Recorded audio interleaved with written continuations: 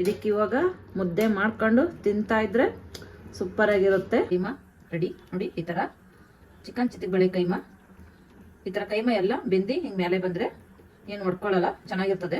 ಹಂಗಾಗಿ ಒಂದೊಂದೇನ್ ಮಾಡ್ತೇವೆ ಕೈಮಾಗಳು ಮಸಾಲೆ ಅದೇ ಸರಿ ಇಲ್ಲ, ಈರುಳ್ಳಿ ಎಲ್ಲ ಹಾಕ್ಬಾರ್ದು. ಕೈಮಾಗೆ ಹಾಕಿದ್ರೆ ಎಲ್ಲ ಹೊಡ್ಕೊಂತವೆ.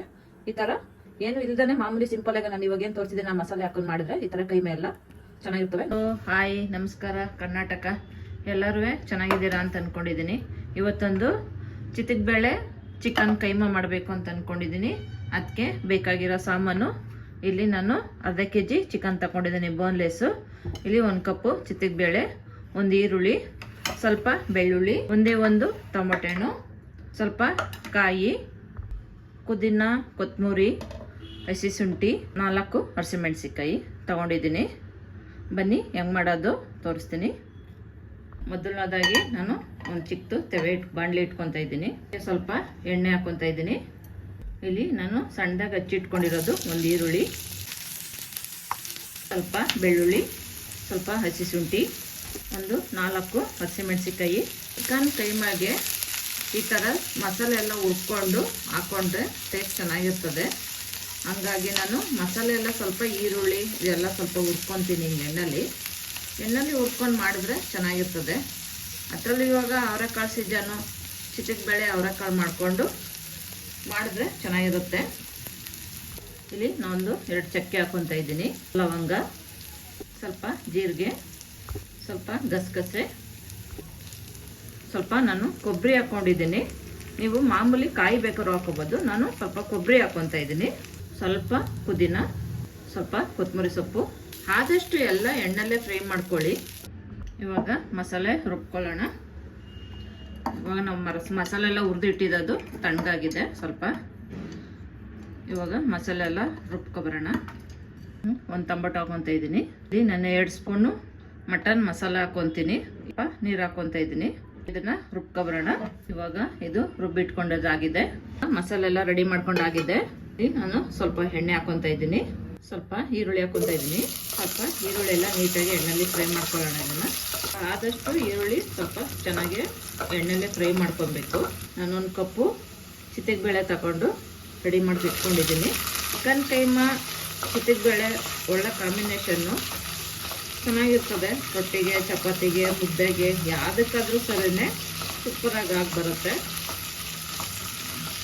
ಈ ಕಡೆ ಎಲ್ಲ ನಮ್ಮ ಮಂಡ್ಯ ಸ್ಟೈಲು ಈ ಥರ ಎಲ್ಲ ಜಾಯಿಸಿ ಅವರೆಕಾಳು ಚಿತ್ತಿಗೆ ಬೇಳೆನೆ ಮಟನ್ಗೆಲ್ಲ ಹಾಕಿ ಮಾಡ್ತಾರೆ.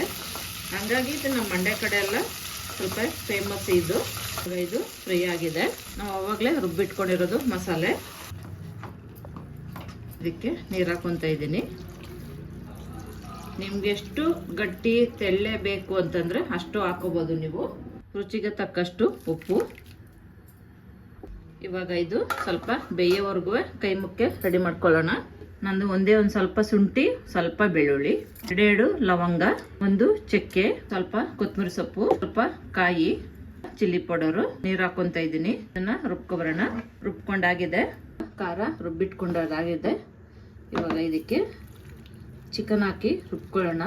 ಈ ಥರ ನಾನು ಸಣ್ಣದಾಗೆ ಒಡ್ಸ್ಕೊಂಡಿದ್ದೀನಿ ಚಿಕನ್ನು. ಈ ಥರ ಸಣ್ಣದಾಗೆ ಚಿಕನ್ನು ಒಡ್ಸ್ಕೊಬೇಕು ಬೋನ್ಲೆಸ್ಸು. ಯಾಕೆಂದರೆ ಚಿಕನ್ನು ಮಾಮೂಲಿ ಕೈಮಾ ಥರ ಒಡ್ಸ್ಕೊಬಾರ್ದು, ಚೆನ್ನಾಗಿರಲ್ಲ. ಈ ಥರ ಸಣ್ಣದಾಗಿ ಒಡ್ಸ್ಕೋಬೇಕು. ಇದನ್ನು ಸ್ವಲ್ಪ ಇವಾಗ ರುಬ್ಕೊಬರೋಣ. ಇವಾಗ ಇದು ಚಿಕನ್ನು ರುಬ್ಕೊಂಡಾಗಿದೆ ನೋಡಿ. ಎಷ್ಟು ನೈಸ್ಗೂ ಬೇಡ, ತುಂಬ ಇದು ತರಿಯಾಗೂ ಬೇಡ, ಇಷ್ಟಿದ್ರೆ ಸಾಕು. ರುಬ್ಬಿಟ್ಕೊಂಡಿರೋದಲ್ಲ ಒಂದಕ್ಕೆ ಹಾಕೊಳ್ಳೋಣ.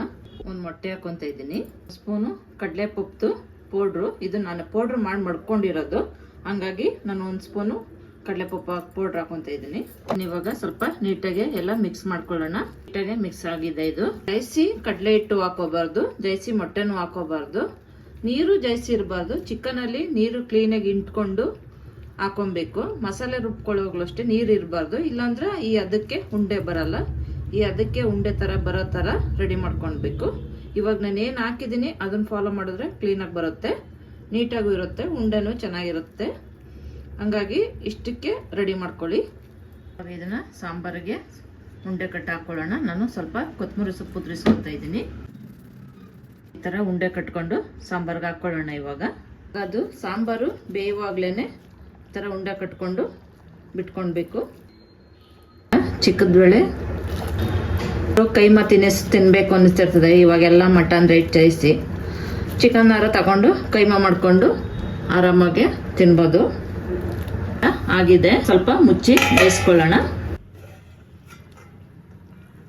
ಚಿಕನ್ ಕೈಮಾ ರೆಡಿ ನೋಡಿ. ಈ ಥರ ಚಿಕನ್ ಚಿತ್ತಗಬೇಳೆ ಕೈಮಾ, ಈ ಥರ ಕೈಮಾ ಎಲ್ಲ ಬೆಂದು ಹಿಂಗೆ ಮೇಲೆ ಬಂದರೆ ಏನು ಒಡ್ಕೊಳ್ಳಲ್ಲ, ಚೆನ್ನಾಗಿರ್ತದೆ.